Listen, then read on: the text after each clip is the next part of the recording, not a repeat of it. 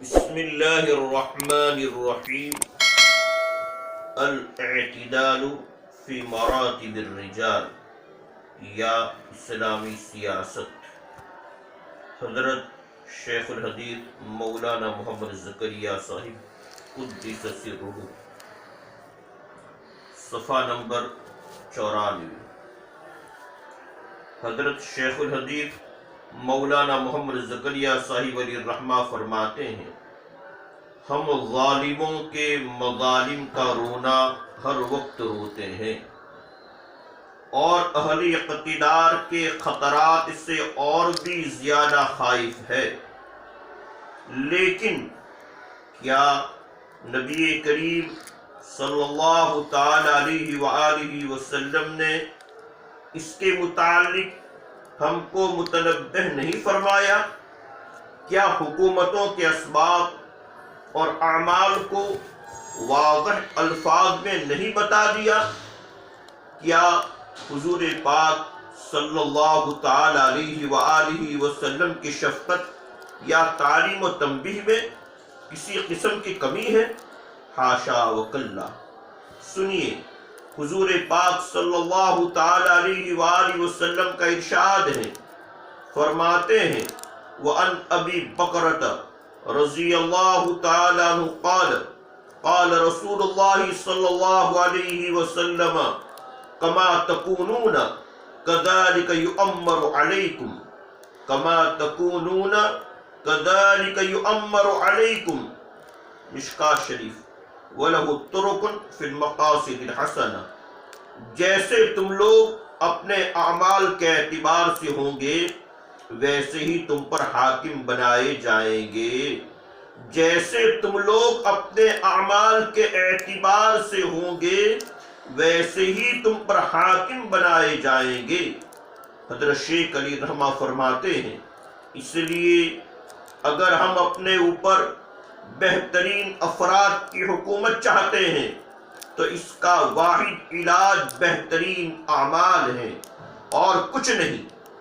دوسری حدیث میں ارشاد ہے، حدیث قدسی ہے، عن ابی الدرداء رضی اللہ تعالی عنہ قال قال رسول اللہ صلی اللہ علیہ وسلم ان اللہ تعالی یقول انا اللہ لا الہ الا انا مالک الملوک وملك الملوك قلوب الملوك في يدي وإن العباد إذا أطاعوني حولت قلوب ملوكهم عليهم بالرحمة والرأفة وإن العباد إذا عصوني حولت قلوبهم بالسخطة والنقمة فساموهم سوء العذاب فلا تشغلوا أنفسكم بالدعاء على الملوك ولكن اشغلوا أنفسكم بالذكر والتضرع كي أخفيكم ملوككم.